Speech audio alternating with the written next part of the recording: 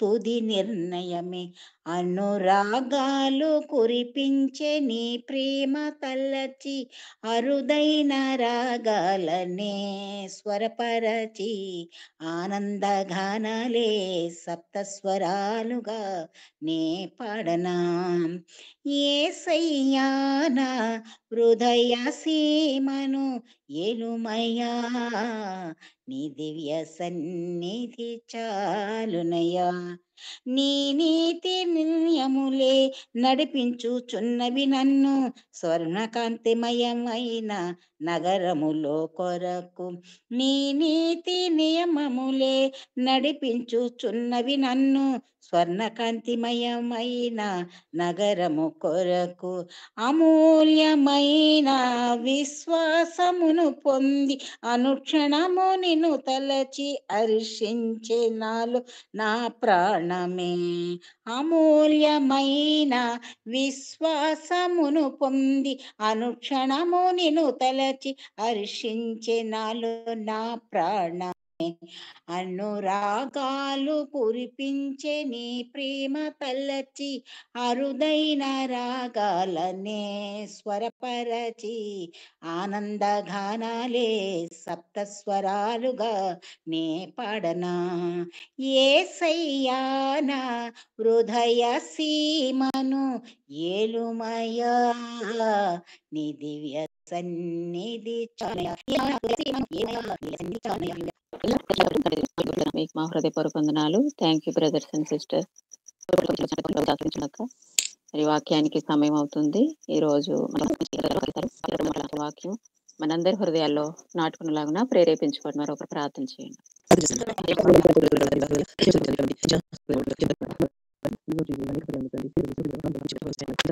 మీరు చూసినారు కాబట్టి ప్రభావ మేము కూడా తండ్రి ఈ లోకంలో మీరు మంచి కార్యం చేసింది కనిపించిన దయచేయండి తండ్రి. ఇంతవరకు బిడ్డలందరూ ప్రభావ చక్కని పాటలు పాడినారు తండ్రి. నా ప్రభావ ఒక పాట ఒక చరణం ఒక పల్లవి పాడుకుంటే తండ్రి నా ప్రభావ మీ వాక్యం ఉందని నాకు ఎంతో అవకాశం ఉంటుంది కదా. అటువంటి జ్ఞానం మీరు అనుగ్రహించిన మీకు స్తోత్రములు తండ్రి. నా ప్రభా ప్రార్థన కుదించి చేస్తే నా తండ్రి నా ప్రభా మేము ఎక్కువ సమయాన్ని తండ్రి మీ సదిలో వాక్యం విని మేము బలపరచబడడానికి ప్రభా అవకాశం ఉంటుందయ్యా. అటువంటి ధన్యత కూడా మీరు మాకు అనుగ్రహించినందుకు వందనాలు తండ్రి. ఇదిగో ప్రభా ఈ దినమున నా తండ్రి మీ దిన కుమారులు ప్రభా రాజేశ్వరి గారు తండ్రి మీ వాక్యం బోధిస్తుండగా తండ్రి మీ కృప బిడపై ఉంచి నా తండ్రి మీ కృప చెప్పిన మమ్మల్ని కూడా కరుణించి కాపాడి అతని చక్కని వర్తమానం ప్రభా కుమారునిలో కుమారునితో కుమారుని యందు మీరుండి మా తండ్రి చక్కని వర్తమానం ప్రభా కుమారుని ద్వారా మాకు అనుగ్రహించమని ప్రార్థన చేస్తున్నాను తండ్రి. దేవానికి వందనాలు. ఏ శోధన బాధ లేకుండా చేయండి. కరెంట్ ద్వారా కానీ నా ప్రభా ఫోన్ ద్వారా కానీ తను ఎటువంటి చికాకులు తండ్రి సాధారణుడు కలిగించుకున్న వాడిని గద్దించి దూరపరిచిన తండ్రి మా అందరి చుట్టూ ప్రభా మీ అగ్ని దేవదూతలు కాపుంచిన తండ్రి నా ప్రభా మాట్లాడుతున్న ప్రతి మాటను తండ్రి మా హృదయంలో భద్రపరచుకోవడానికి జ్ఞాపకం ఉంచుకోవడానికి తండ్రి ఆ వాక్యం ద్వారా మేము మళ్ళా ఈ లోకంలో మీకు భయంకరంగా జీవించడానికి మాకు కావాల్సిన సహాయం అనుగ్రహించమని మీట్లో చేరిన ప్రతి బిడ్డను తన పేరు పేరున దర్శించి దీవించమని పాపి నన్ను కూడా జ్ఞాపకం చేసుకుని నాకు కూడా మీట్లో ప్రవేశించే అవకాశం అనుగ్రహించినందుకు తండ్రి మీకే స్తోత్రం చెల్లిస్తూ మా శేష జీవితాన్ని తండ్రి మీ సేవలు మీ సన్నిధిలో మీకు అంగీకారయోగ్యంగా గడపడానికి మాకు శక్తిని మనీ సహాయం చేసి మీరే ఘనత మేము ప్రభావం పొందుకోమని దాసురాలకి చిన్న ప్రార్థన విషయంలో సమయాన్ని బట్టి మీకు స్తుతులు చెల్లిస్తున్నాను. నేను మీకు అప్పగించుకుంటూ మీకే స్తుతులు చెల్లిస్తూ త్వరలో మా కొరకు రానున్న మీ కుమారుడు మా రక్షకుడైన యేసుక్రీస్తు ప్రభుల వారి పుణ్యనామమును ప్రార్థించి వృత్తిని వేడుకుంటున్నాను నా ప్రియ పరలోకపు తండ్రి. Amen amen amen amen. Thank you sister. Walking కొరకు ప్రార్థించిన సలోమి సిస్టర్ గారికి నా హృదయపూర్వక వందనాలు. Thank you sister. God bless you. వందనాలమ్మా. Rajesh brother praise lord. వాక్యాన్ని అందించండి. Praise lord. దేవునికి మహిమ కలుగును గాక. క్రీస్తునందు ప్రియమైనటువంటి సహోదర సహోదరులందరికీ కూడా యేసుక్రీస్తు నామంలో అందరికీ నా హృదయపూర్వకమైన వందనములు తెలియజేస్తా ఉంటున్నాను. అందరికీ ప్రైజ్ లార్డ్. ఒకసారి అందరూ ప్రైజ్ లార్డ్ చెప్తారా? అందరు కూడా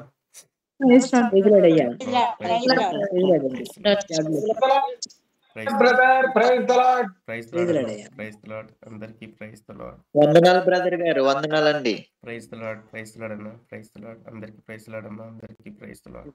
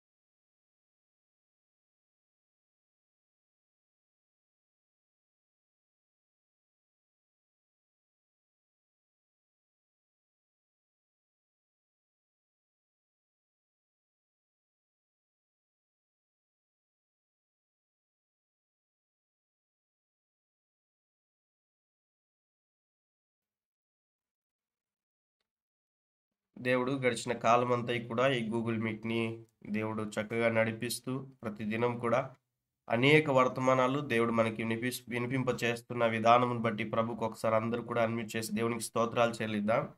స్తోత్రం స్తోత్రం స్తోత్రం స్తోత్రం స్తోత్రం స్తోత్రం స్తోత్రం స్తోత్రం స్తోత్రం స్తోత్రం స్తోత్రం.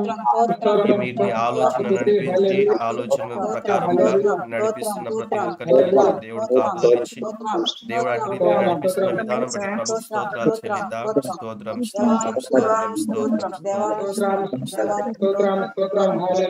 ప్రభు రాకడ వరకు దేవుడు మనల్ని కూడా నమ్మకమైనటువంటి వారిగా నిలబెట్టినట్టుగా ప్రభు స్తోత్రాలు చెల్లిద్దాం.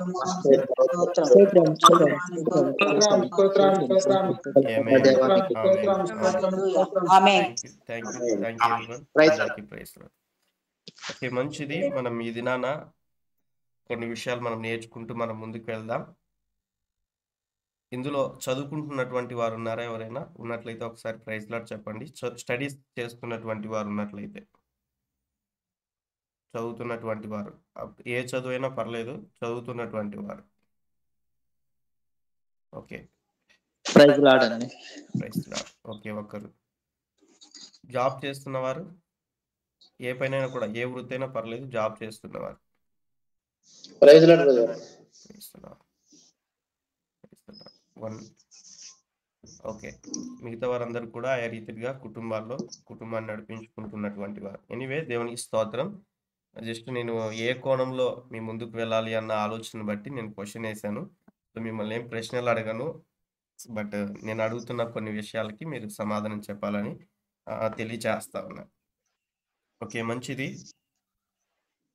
నాకు ఎప్పుడు కూడా ఒక మంచి అలవాటు ఏంటంటే, సంఘంలో కావచ్చు, ఎక్కడైనా ఏ మందిరంలోకి వెళ్ళినప్పటికీ, ఎక్కడికి వెళ్ళినప్పటికీ కూడా లాస్ట్ టైం నేను ఏ వాక్యం చెప్పానో అడగడం నా యొక్క అలవాటు. ఎంతమంది గుర్తుంది లాస్ట్ టైం నేను చెప్పిన వాక్యం? అన్న మ్యూట్ చేస్తారా? ధనరాజ్ అన్న మ్యూట్ చేయండి. ఓకే, లాస్ట్ టైం నేను చెప్పిన వాక్యం ఎంతమందికి గుర్తుంది? ఏం టాపిక్ చెప్పాను?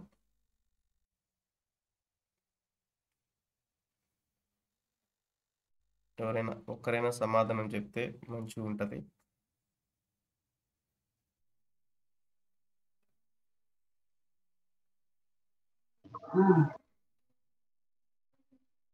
లాస్ట్ టైం చెప్పిన వాక్యం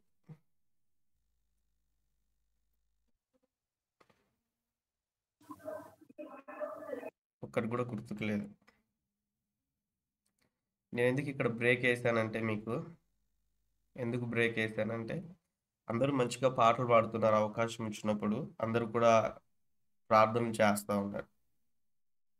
బట్ ఎంతమంది వాక్యాన్ని ప్రతిరోజు రాసుకుంటున్నామన్నా మేము ప్రతిరోజు కనీసం జాయిన్ అయినప్పుడు అలా కూడా మేము సేవకులు చెప్తున్నటువంటి వాక్యాన్ని మేము నోట్ చేసుకుంటున్నాం అన్నవారు దేవునికి స్తోత్రాలు చెల్లించండి. కేవలం రాసుకుంటున్నటువంటి వారు మాత్రమే.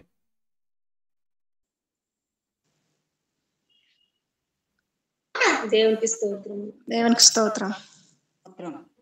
3 మెంబర్స్ చూడండి, ఆల్మోస్ట్ 20 మెంబర్స్, 19 మెంబర్స్ ఉన్నారు. 19 మెంబర్స్లో 3 మెంబర్స్ మాత్రమే నోట్స్ రాసుకుంటా ఉన్నారు.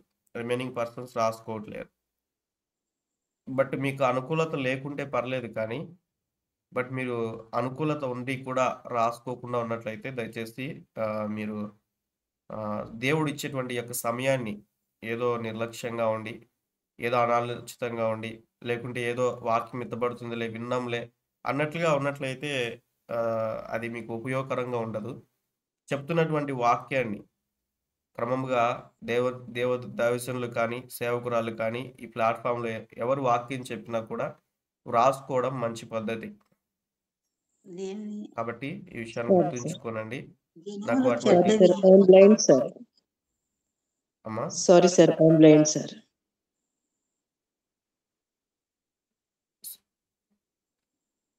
నాతోనే మాట్లాడుతున్నారా మీరు?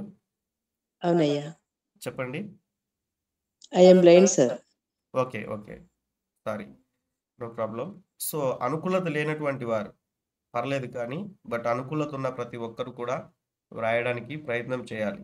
ఎందుకు ఈ మాట తెలియచేస్తా ఉన్నానంటే, నేను ఒక సెమినార్‌లో ఆన్‌లైన్‌లో నేను బైబిల్ కాలేజ్‌లో జాయిన్ అయ్యాను మిషనరీ దాంట్లో. అందులో నేను గత 3 సంవత్సరాల క్రితం స్టూడెంట్‌గా ఉండేవాడిని. అప్పటికి ఈ రోజుటి వరకు కూడా నేను రాసుకున్నటువంటి మెసేజెస్ గానీ, ఆ టాపిక్స్ గానీ అవన్నీ కూడా నా ఎదుట ఉంటున్నాయి. ఎందుకు ఈ మాట చెప్తా ఉన్నానంటే చిన్న ఎగ్జాంపుల్. ఎప్పుడైతే నేను అలా రాసుకోవడం నేను ప్రారంభించానో, దేవుడు ఇంకా కొన్ని విషయాలు నాకు నేర్పించాడు. వాటన్నిటిని బట్టి ఇంకా కొంచెం నోట్స్ ప్రిపేర్ చేసుకోవడం, వీటన్నిటిని బట్టి ఈరోజు ఏ ప్లాట్‌ఫామ్‌లో అయితే నేను స్టూడెంట్‌గా ఉన్నానో, అదే ప్లాట్‌ఫామ్‌లో దేవుడు నన్ను టీచర్‌గా వాడుకుంటున్నాడు. ఎందుకు ఈ మాట చెప్తున్నానంటే, కారణం ఏంటంటే అలా రాసుకోవడం బట్టి. ఇంకొక మాట చెప్తాను. నేను ఏ సంఘంలో అయితే విశ్వాసిగా జాయిన్ అయ్యానో, అదే సంఘంలో దేవుడు నన్ను సేవకునిగా వాడుకుంటున్నాడు. ఈ విషయాన్ని అర్థం చేసుకోవాలి. నేను జాబ్ చేస్తున్నాను. జాబ్ చేసే కొలీగ్స్ దగ్గర కావచ్చు, ప్రతి చోట కూడా మహిమకరంగా దేవుడు మనల్ని ఉంచాలని దేవుడు కోరుకుంటున్నాడు. అట్టి రీతిగా మనం ఉండాలంటే, దేవుడు మనతో మాట్లాడుతున్న ప్రతి విషయాన్ని నోట్ చేసుకొని, ప్రతి పాయింట్‌ని దేవుడు ఏం మాట్లాడుతున్నాడు? మనం ఏం చేయాలి? నాలో ఏమైనా లోపాలున్నాయా? లేకుంటే సరిచేసుకోవాల్సినటువంటి విషయాలున్నాయా? లేకుంటే ఇంకా ఏదైనా కూడా నేను ప్రభువుకు సమీపం అవ్వాల్సినటువంటి పరిస్థితి ఉంటున్నదా? ఏ ఏ కోణాల్లో దేవునికి చోటు ఇవ్వట్లేను? వాక్యం ఎత్తబడుతున్న సమయంలో పరిశుద్ధ ఆత్మ దేవునికి మనం చోటిచ్చినప్పుడు ఆయన మాట్లాడతాడు మనతో. అప్పుడు మన జీవితాల్ని సరిచేసుకున్నప్పుడు మనకు దీవెన, మనకు ఆశీర్వాదం. సో, ఈ విషయాలు గుర్తుంచుకోవాలని తెలియచేస్తా ఉంటున్నాను. సో, నెక్స్ట్ టైమ్ మీరు ఎప్పుడు ఎవరు అడిగినా కూడా మీరు ఆ మాటను తెలియచేయాలి. ప్రతి ఉదయం కూడా మరి మనకున్నటువంటి ఈ పరిచర్యలో ఉదయకాలంలో 5-6:30 ఆరాధన నడిపిస్తాను. ఈరోజు ఒక సేవకుడు గత సంవత్సరంలో ఒకసారి వాక్యం చెప్పాడు. ఈరోజు లీడింగ్ చేస్తున్నటువంటి సహోదరి ఏం చేసిందంటే, లాస్ట్ ఇయర్ సేవకుడు చెప్పిన వాక్యము తెలియచేసినప్పుడు తను కూడా చాలా సంతోషపడ్డారు సేవకుడు గత సంవత్సరంలో. అయితే మనం అలా నోట్స్ రాసుకున్నప్పుడు ఎప్పుడు ఏ వాక్యం చెప్పారు అన్న విషయము జస్ట్ పేజెస్ తిరిగేస్తే గన మనకు అర్థమవుతుంది. లాస్ట్ మండే ఎవరు చెప్పారు వాక్యం? Maybe persons గుర్తుండకపోవచ్చు. బట్ వాక్యం మనం నేర్చుకోవాలి. చాలా ఇంపార్టెంట్. సో, ఈ విషయాలు గుర్తుంచుకోవాలని తెలియచేస్తా ఉన్నాను. మంచిది. నేను దేవుని యొక్క వాక్యంలోనికి నేను ముందుకు వెళ్తా ఉన్నాను. ఇప్పుడు చెప్పే వాక్యం ఖచ్చితంగా నేను నెక్స్ట్ టైమ్ వచ్చినప్పుడు ఖచ్చితంగా నేను అడుగుతాను. దేవుడు అవకాశం ఇచ్చి మళ్ళీ ఈ ప్లాట్‌ఫామ్ బోధించడానికి దేవుడు అవకాశం ఇచ్చినప్పుడు. ఓకే. నేను తక్కువ సమయం తీసుకుంటాను. ఒక 7:15 వరకి. దయచేసి అందరూ కూడా శ్రద్ధ కలిగి దేవుని యొక్క మాటలు రాసుకొనండి. దేవుని యొక్క మాటలు వినాలని తెలియచేస్తా ఉన్నాను. ఎవరు అన్‌మ్యూట్ చేయొద్దు. ఒకవేళ అనుకూలత ఉన్న వారు వాక్యం చదవమంటే చదవండి. ఈ విషయాలు గుర్తుంచుకోవాలని తెలియచేస్తా ఉన్నాను. Thank you very much. మిగతా వారందరూ మ్యూట్ చేసుకోనండి. ఈరోజు టాపిక్ ఏంటంటే, నేను అతనిని మాత్రము అంగీకరించెదను. ఈరోజు మనం లేఖన భాగాల్ని మనం అర్థం చేసుకున్నట్లయితే, దేవుని యొక్క సన్నిధిలో నీవు నేను మనమందరం కూడా అంగీకరింపబడాలి. దేవుని యొక్క సన్నిధిలో నీవు నేను మనమందరం కూడా అంగీకరింపబడాలి. ఈరోజు మన జీవితాలని బట్టి మనం దేవుని అంగీకరించాం. అదంతా కూడా ఒక విషయం అయితే, దేవుడు మనల్ని అంగీకరిస్తా ఉంటున్నాడా అన్న విషయాన్ని ఒక క్వెషన్ మార్క్‌గా మనం వేసుకోవాలి. ఒక క్వెషన్ మార్క్‌గా మనం వేసుకోవాలి. దేవుడు మనల్ని అంగీకరిస్తా ఉంటున్నాడా అన్న విషయాన్ని మనం అర్థం చేసుకోవాలి. ఈ యొక్క లేఖన భాగాల్ని బట్టి మనం అర్థం చేసుకున్నప్పుడు, మన మాట తీరు కావచ్చు, మన ఆలోచనలు కావచ్చు, మన ప్రవర్తన జీవితం కావచ్చు, మన జీవిత విధానం అన్ని విషయాల్లో కూడా దేవుడు మన జీవితాన్ని బట్టి మనల్ని దేవుడు అంగీకరించేటువంటి విధముగా మనం నడుచుకుంటున్నామా? ఉదయం లేచింది మొదలుకొని నిద్రపోయేంత వరకు మన ఆలోచనలు, మన చూపు, మన ప్రవర్తన ఎలా ఉంటున్నది అన్న విషయాన్ని మనం అర్థం చేసుకుంటూ మనము ముందుకెళ్దాం. కాబట్టి ఈ యొక్క మాటని మనం అర్థం చేసుకుందాం. ఈ లేఖన భాగాల్ని మనం జ్ఞాపకం చేసుకున్నప్పుడు దేవుడు ఏదైతే మనతో మాట్లాడుతున్నాడో వాటిని సెపరేట్‌గా మీరు నోట్ చేసుకోవాలి. సెపరేట్‌గా మీరు నోట్ చేసుకోవాలి. అట్టి ప్రకారం జీవించడానికి ప్రయత్నం చేయాలి. అప్పుడు దేవుడు మనల్ని ఆశీర్వదిస్తాడు. మనల్ని జ్ఞాపకం చేసుకుంటాడన్న విషయాన్ని మనం అర్థం చేసుకుందాం. కాబట్టి మనం దేవుని యొక్క దృష్టికి మనం ఏ రీతిగా ఉంటున్నాము అన్న విషయాన్ని అర్థం చేసుకుంటూ, మనం ఎలా ఉండాలి అన్న విషయాన్ని అర్థం చేసుకుంటూ మనం ముందుకెళ్దాం.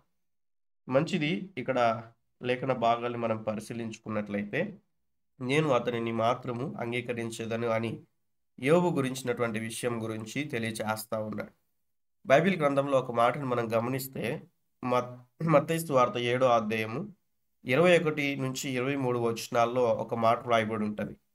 ప్రభువా ప్రభువా అని నన్ను పిలుచు ప్రతి వాడును పరలోక రాజ్యంలో ప్రవేశించడు గాని పరలోకమందున్న నా తండ్రి చిత్త ప్రకారము చేయువాడే ప్రవేశించును అన్న విషయాన్ని మనం చూస్తాం.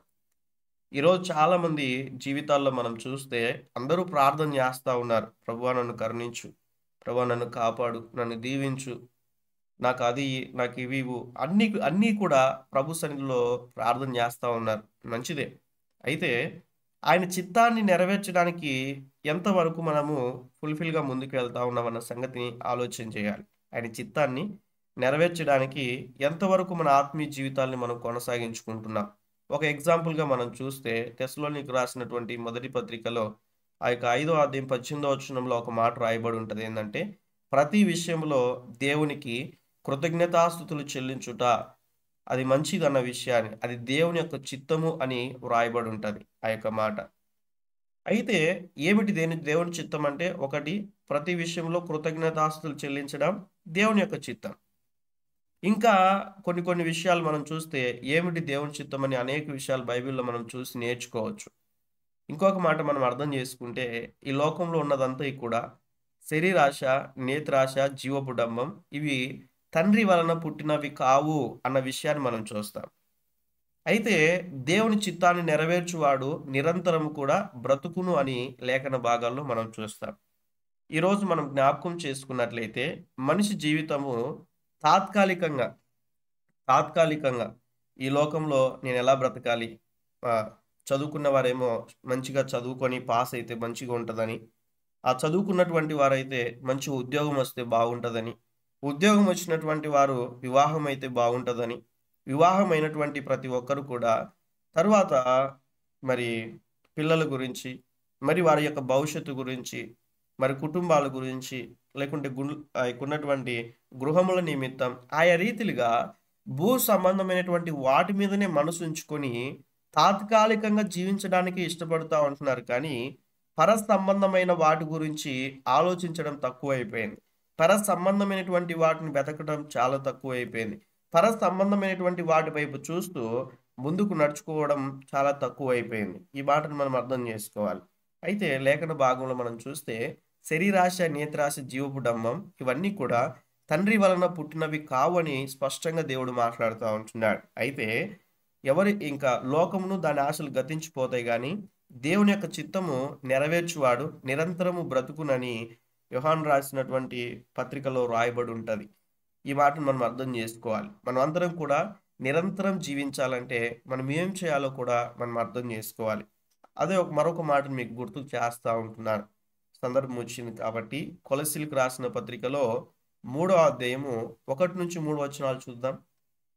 1 నుంచి 3 వచనాలు ఎవరైనా కొంచెం ఫాస్ట్గా చదవగలిగిన వారు ఉంటే మీరు లేఖన భాగాల్ని మీరు చదవాలని తెలియచేస్తా ఉన్నాను. కొలస్సీ 3వ అధ్యాయం 1, 2, 3 వచనాలు. మీరు క్రీస్తుతో కూడా లేపబడిన వారైతే పైనున్న వాటినే వెతుకుడి, అక్కడ క్రీస్తు దేవుని కుడిపార్శ్వమున కూర్చుండి ఉన్నాడు. పైనున్న వాటి మీదనే గాని భూ సంబంధమైన వాటి మీద మనసు పెట్టుకొనుకుడి. చాలు. ఇక్కడ కొన్ని విషయాలు మిమ్మల్ని అడుగుతాను. భూ సంబంధమైనటువంటి ఏంటి అసలు? భూ సంబంధమైనటువంటి అసలు ఏంటి? ఒక మాటను మనం ఒక క్వశ్చన్ వేసుకుందాం అక్కడ. ఈ మాటను జస్ట్ ఒక వచనం గురించి గంటల తరబడి మనం డిస్కస్ చేసుకోవచ్చు, బట్ మనకున్న సమయమును బట్టి కొన్ని క్వశ్చన్స్ మిమ్మల్ని అడుగుతా ఉన్నాను. భూ సంబంధమైనటువంటివి ఏమిటి అసలు? ఒక్కొక్క ఆన్సర్ ఇస్తే బాగుండు, తప్పైనా పర్లేదు, మాట్లాడడం నేర్చుకోవాలి దేవుని సన్నిధిలో. నేత్రాశ, జీవపడము, ధనాపేక్ష, శరీరిచ్చలు, గుడ్. ఇంకా ఆస్తులు కూడబెట్టుకోవడానికి కోసం, ఆస్తులన్నీ కూడా ఈ లోకానికి సంబంధించినవే. గుడ్. ఒక్కొక్కరు ఒక ఆన్సర్ చేయండి త్వరగా.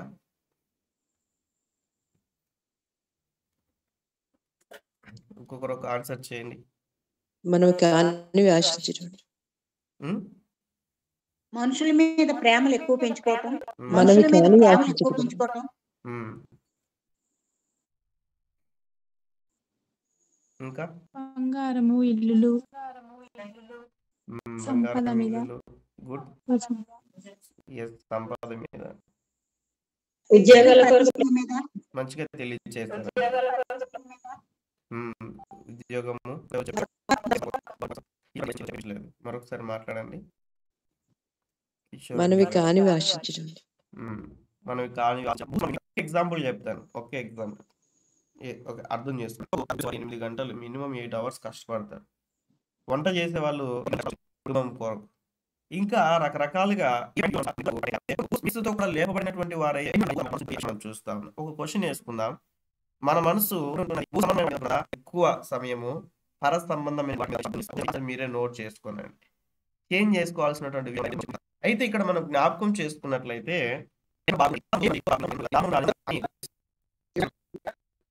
వాయిస్ బ్రేక్ అవుతుంది. వాయిస్ బ్రేక్ అవుతున్నది బ్రదర్.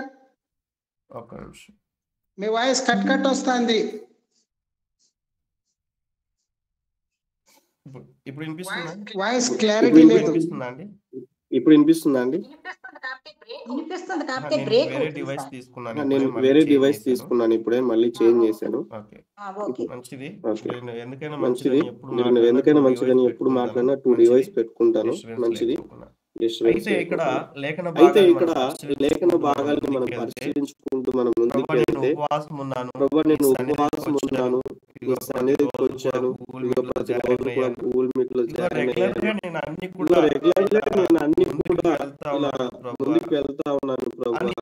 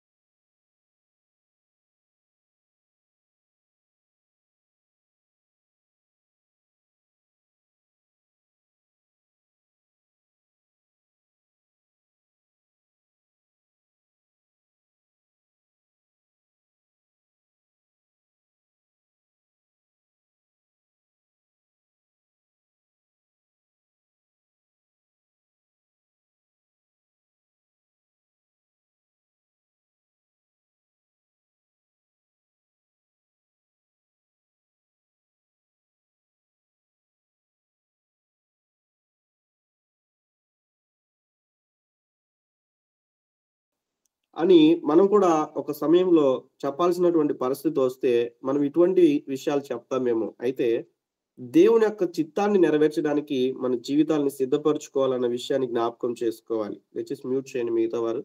అయితే ఇక్కడ మనం లేఖన భాగాలు మనం జ్ఞాపకం చేసుకున్నప్పుడు ఒక మాటను మనం అర్థం చేసుకుందాం. దేవుడు ఏం మాట్లాడుతున్నాడు అన్న విషయాన్ని మనం అర్థం చేసుకుంటూ మనం ముందుకెళ్దాం.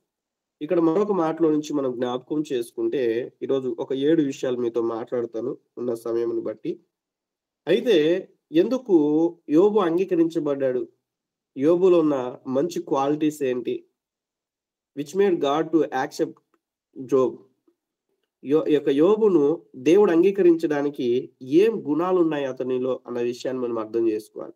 ఏం గుణాలు ఉంటున్నాయి, ఎందుకు దేవుడు అంగీకరించాడు అతన్ని, ఎందుకు దేవుడు అతన్ని అంగీకరించాడు అన్న విషయాన్ని మనం అర్థం చేసుకుంటే, మొదటిగా మనం అర్థం చేసుకున్నప్పుడు ఫస్ట్ పాయింట్ ఏంటంటే, హీ ఈజ్ గుడ్ మ్యాన్. అతడు ఒక మంచి వాడుగా ఉంటున్నాడు. ఎలా మంచి వాడుగా ఉంటున్నాడు అన్న విషయాన్ని మనం జ్ఞాపకం చేసుకుంటే, యోబు గ్రంథము 1వ అధ్యాయం 1వ వచనంలో రాయబడినటువంటి మాట మనం గమనిస్తే, ఊజు దేశమందు అన్న విషయాన్ని ప్రారంభిస్తూ యోబు అను ఒక మనుషుడు ఉండెను అన్న విషయాన్ని మనం అర్థం చేసుకుంటాం. చూడండి, ఒక ప్రాంతాన్ని అక్కడ మనం చూస్తుంటున్నాం, ఒక దేశాన్ని మనం అక్కడ చూస్తూ ఉంటున్నాం. అయితే ఒకే ఒక వ్యక్తి గురించి అక్కడ రాయబడినటువంటి విషయాన్ని మనం అర్థం చేసుకోవాలి. యోబు అను ఒక మనుషుడు ఉండెను. తన జీవిత విధానమును మనం జ్ఞాపకం చేసుకున్నట్లయితే తన జీవితం ఎలా ఉంటున్నదంటే, యథార్థవంతుడు, న్యాయవంతుడనై దేవుని యందు భయభక్తులు కలిగి చెడుతనమును విసర్జించిన వాడు. మీరు నోట్ చేసుకోవచ్చు స్టెప్ బై స్టెప్. యథార్థవంతుడు ఒకటి, రెండవదిగా న్యాయవంతుడు, మూడవదిగా భయభక్తులు కలిగిన చెడుతనమును విసర్జించిన వాడు. ఈ యొక్క పాయింట్స్ మీరు నోట్ చేసుకోవచ్చు. అయితే వీటిలో మనం ఎన్ని లక్షణాలు కలిగి ఉంటున్నామన్న సంగతిని కూడా ఆలోచన చేసుకోవాలి. అయితే తన జీవిత విధానంలో మనం జ్ఞాపకం చేసుకున్నట్లయితే ఏ పాయింట్లో మనం అర్థం చేసుకుంటున్నాం, మంచి పేరు కలిగి మంచి సాక్ష్య జీవితం ఉంది. ఎవరు ఈ మాట తెలియచేస్తా ఉంటున్నాడు అంటే స్వయంగా దేవాది దేవుడే తెలియచేస్తా ఉంటున్నాడు. ఒక ప్రాంతం ఉంది, ఆ ప్రాంతంలో ఒక వ్యక్తి ఉన్నాడు. ఆ వ్యక్తి యథార్థవంతుడు, న్యాయవంతుడు, దేవుని యందు భయభక్తులు కలిగి చెడుతనమును విసర్జించినటువంటి వ్యక్తి అన్న విషయాన్ని అక్కడ మనం గమనిస్తా ఉంటున్నాం. రెండవ మాటలు మనం చూస్తే 42వ అధ్యాయం 8వ వచనంలో కూడా నోట మంచి మాటలు మాట్లాడుతున్నట్లుగా మనం చూస్తా ఉంటున్నాం. ఈరోజు మనం ఈ రెండు విషయాలు మనం జ్ఞాపకం చేసుకున్నట్లయితే మూడవదిగా 29వ అధ్యాయము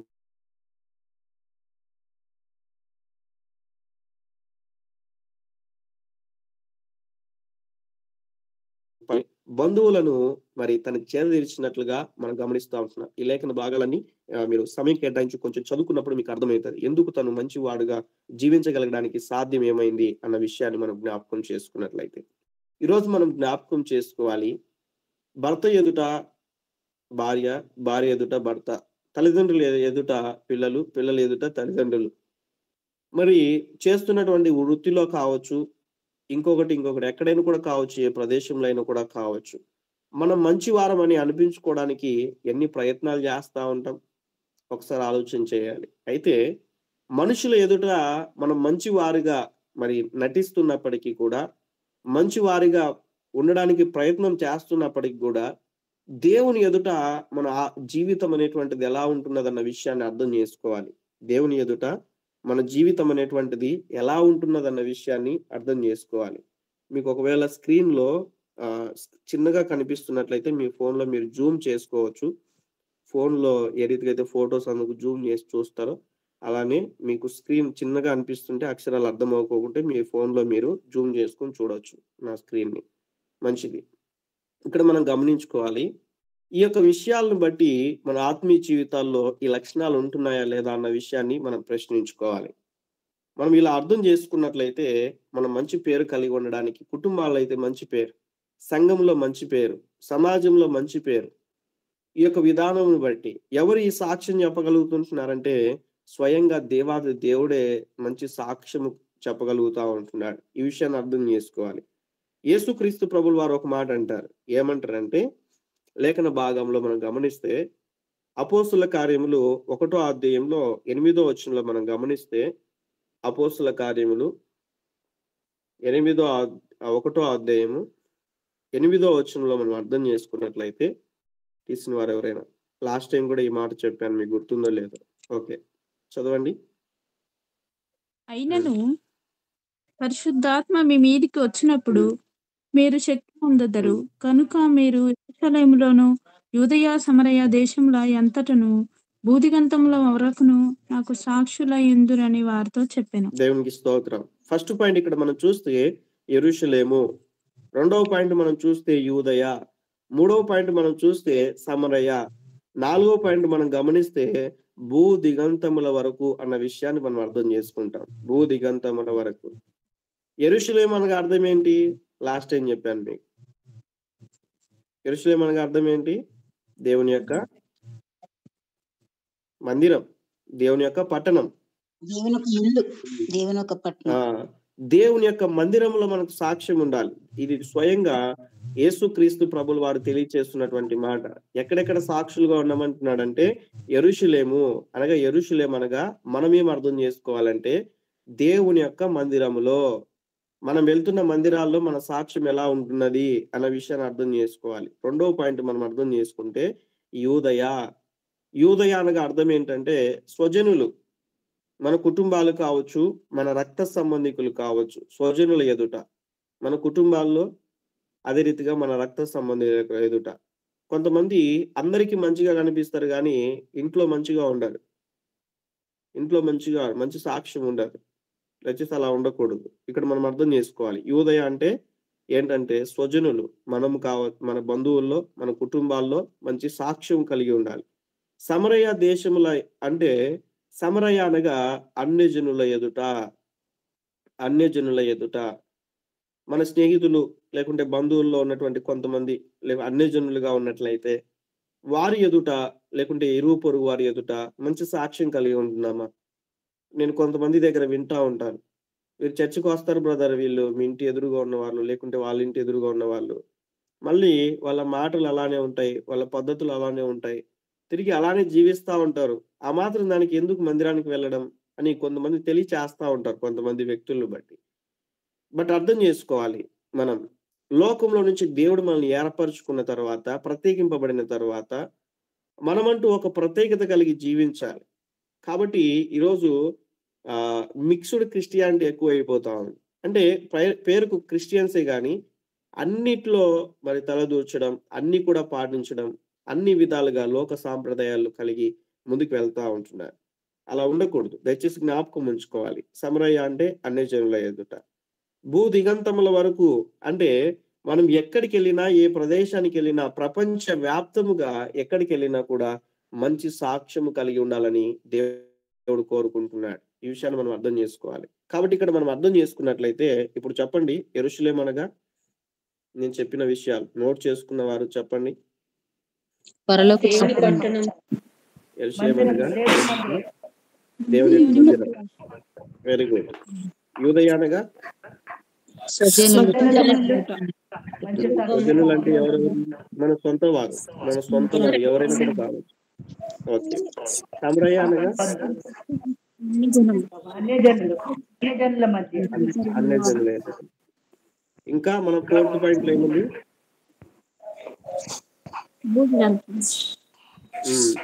అన్ని చోట్ల కూడా, ఎక్కడికి వెళ్ళినా కూడా ఆత్మ జీవితాన్ని కాపాడుకోవాలి. ఓకే, మంచిది. అందరు మ్యూట్ చేయండి, అందరు కూడా మ్యూట్ చేయండి, మ్యూట్ చేయాలి. ఓకే, మంచి. దేవునికి స్తోత్రం. Very good.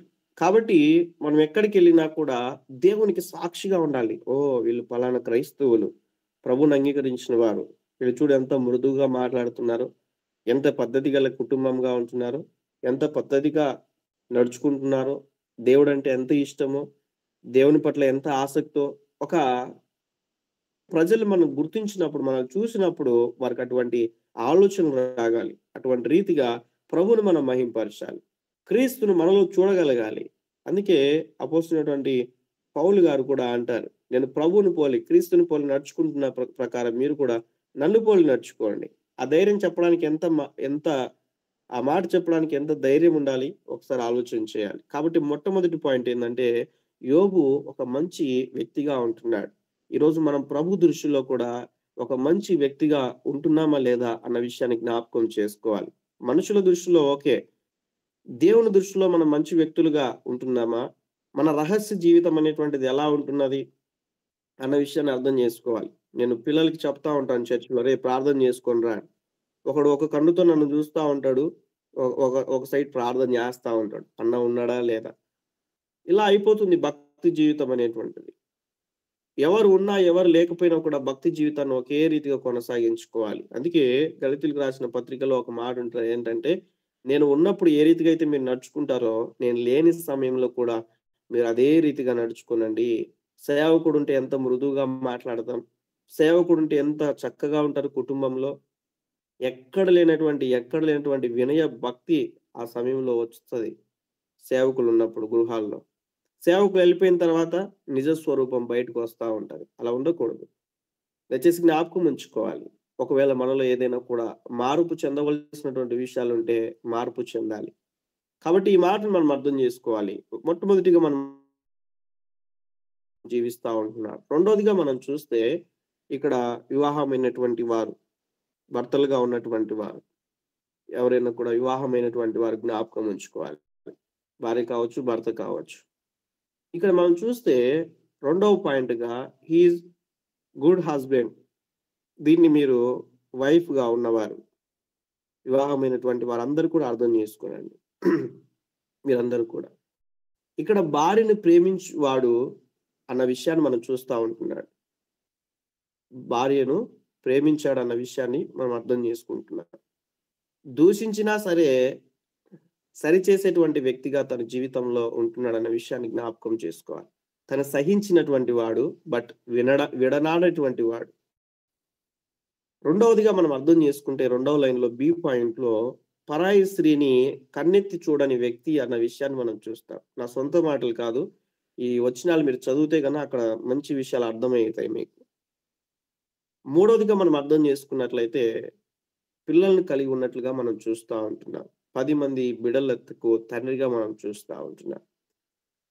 ఒక మంచి భర్తగా తను జీవిస్తూ ఉంటున్నాడు. భార్యని ప్రేమిస్తూ ఉంటున్నాడు. తను ఒకవేళ దూషించినప్పటికీ కూడా సరిచేసేటువంటి వ్యక్తిగా ఉంటున్నాడు. సహించాడు, అయినప్పటికీ కూడా విడనాడడానికి ఇష్టపడట్లేడు. ఈరోజు ప్రస్తుత దినాల్లో క్రైస్తవ గృహాల్లో కూడా ఫ్యాషన్ అయిపోతుంది. గొడవ పడడం, పుట్టింటికి వెళ్ళిపోవడం, లేకుంటే విడాకులకు అప్లై చేయడం, ఇలాంటి పరిస్థితులు ఎదురవుతా ఉన్నాయి. ఎందుకంటే కుటుంబంలో సహింపు కనిపిస్తట్లేదు. సరైనటువంటి విధానంలో నడుచుకోవట్లేరు, లోబడే తత్వం లేదు. వారిద్దరు కూడా ఒకటే అన్న విషయాన్ని మర్చిపోతా ఉంటున్నారు. ఒకరి బలహీనతలు ఒకరు చూయించుకుంటా ఉంటున్నారు. అందుకే కుటుంబ వ్యవస్థ అనేటువంటిది కట్టబడట్లేదు.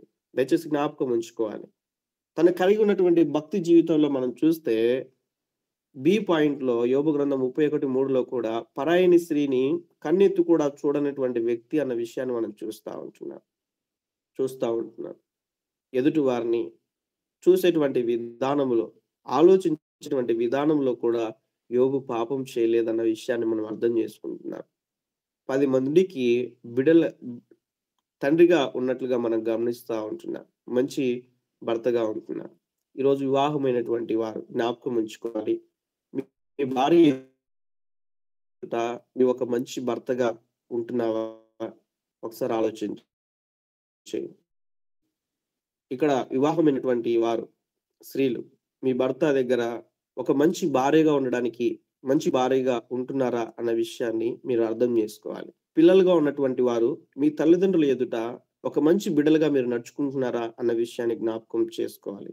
తల్లిదండ్రులుగా ఉన్నటువంటి వారు మీ పిల్లల ఎదుట ఒక మంచి తల్లిగా, ఒక మంచి తండ్రిగా మీరు ఉంటున్నారా అన్న విషయాన్ని మీరు అర్థం చేసుకోవాలి. ఈ విషయాన్ని అర్థం చేసుకోవాలి. బలహీనతలు చూపించుకుంటారు, కానీ బలహీనతలు వాటిని సరి చేసుకోవడానికి ఇష్టపడారు. నేను ఎప్పుడు కూడా సహోదరితో, మా వైఫ్తో నేను ఒక మాట అంటాడు, నాలో నీకేమైనా నచ్చనివి ఉన్నాయా, నా మాటలు ఎక్కడైనా కూడా నీకు బాధ కలిగించేటట్లుగా ఉన్నాయా అని నేను అడుగుతూ ఉంటాను. అప్పుడు తను కూడా అడుగుతుంది. మాక్సిమం ఏమి కూడా ఉండవు. ఒకవేళ ఏదైనా ఉన్నట్లయితే సరి చేసుకోవడానికి ఇష్టపడతాం. మా మధ్య గొడవలు కానీ ఏవి కూడా మా మధ్యలో ఏలుబడి చేయడానికి వీల్లేదు. ఎందుకంటే అపవాదికి చోటు ఇవ్వడానికి వీల్లేదు. ఎప్పుడు కూడా కుటుంబంలో కుటుంబం అనేటువంటి దేవుడు కట్టినటువంటి ఒక మంచి ఒక మాట. ప్రారంభంలోనే దేవుడు కుటుంబ వ్యవస్థను చూశాడు. కుటుంబ వ్యవస్థ గురించి నేర్చుకుంటే సంవత్సరాలు పట్టినా కూడా ఇంకా నేర్చుకోవాల్సినటువంటి విషయాలు చాలా ఉంటాయి. కాబట్టి ఇక్కడ మనం జ్ఞాపకం చేసుకున్నట్లయితే మన గృహాల్లో ఎలా ఉంటున్నాం, మన ప్రవర్తన జీవితం అనేటువంటిది. ఈరోజు తల్లిదండ్రులు మంచిగా ఉంటే పిల్లలందరూ కూడా అంటా ఉంటారు, లోకస్తుల్లాగా మాట్లాడుతూ ఉంటారు. పిల్లలు కన్నారే కానీ గాలికి వదిలేశారు అన్నట్లుగా మాట్లాడుతూ ఉంటారు. తల్లిదండ్రులు ఉన్నారే కానీ పిల్లలు పట్టించుకోరు. ఇటువంటి పరిస్థితులు మనం బయట వింటా ఉన్నాం. పేరుకు క్రైస్తవులే కానీ మరి నడుచుకున్నటువంటి విధానంలో లోపాలు కనిపిస్తా ఉంటున్నాయి. దయచేసి లోపాలు సరిచేసుకోవాలి. ప్రత్యక్షపు గుడారములో దేవుడు అంటాడు, లోపం లేనిదిగా ఉండాలి. మందిరం లోపం లేనిదిగా కట్టమని చెప్పాడు. యాజకుడు అందరూ కూడా లోపం లేనటువంటి వారుగా ఉన్నవారే యాజకత్వం జరిగించాలి. ఇవన్నీ కూడా మనం అక్కడ జ్ఞాపకం చేసుకుంటాం. ప్రతి విషయంలో కూడా లోపము లేనటువంటి జీవితాన్ని మనం చూస్తాం. ఈరోజు కుటుంబ వ్యవస్థలో ఎక్కడైతే లోపాలు ఉంటున్నాయో వాటిని సరి చేసుకున్నప్పుడు దేవుడు జ్ఞాపకం చేసుకొని దేవుడు ఉన్నతమైనటువంటి స్థితిలోనికి కుటుంబాన్ని ఆశీర్వదిస్తాడన్న విషయాన్ని జ్ఞాపకం చేసుకోవాలి. భార్య అంటది భర్తను, నీకు తెలియదులే, నోరు మూసుకో అంటది. క్రైస్తవురాలే అదే నోటితో ఆరాధన చేస్తుంది, పాటలు పాడతారు.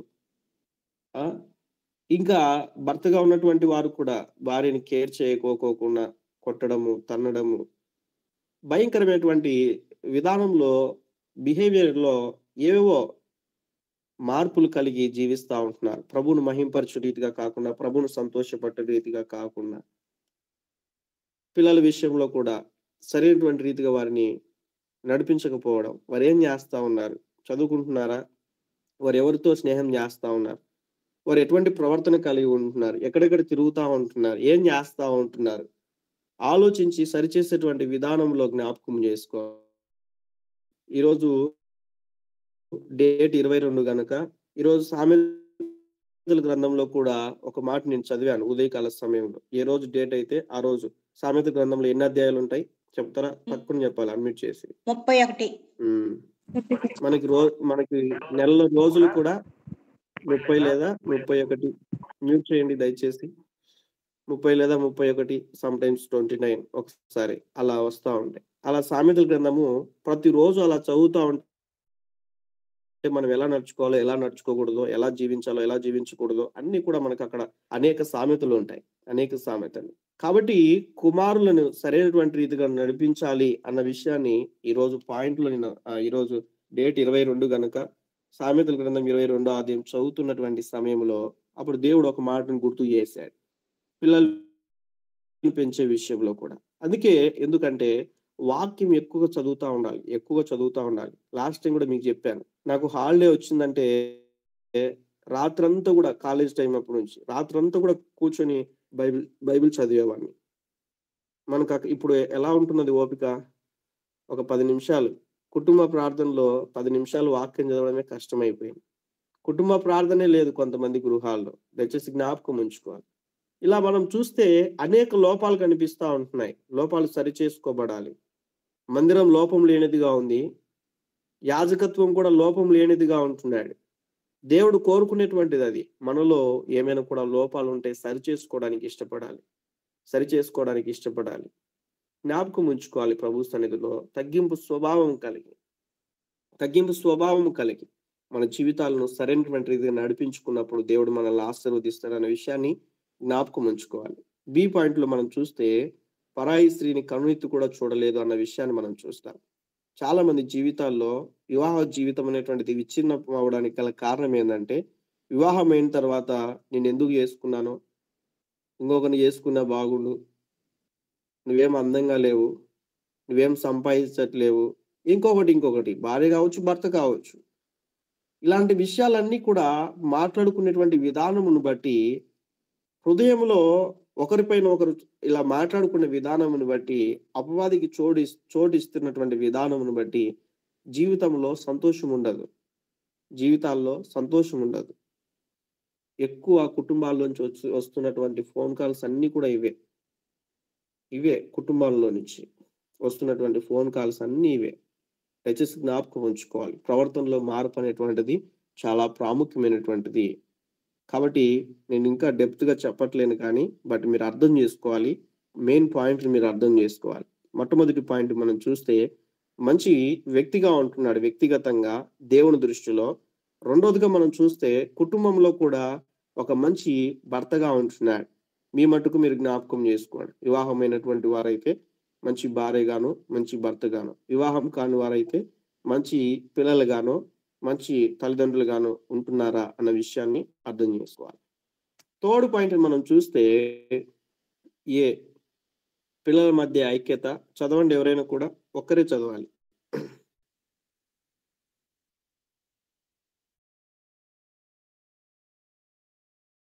చదవడం ఏ అధ్యాయం అండి? స్క్రీన్ కనిపిస్తున్న 3 పాయింట్లు చదవండి హెడ్లైన్ తో పాటు. యోగా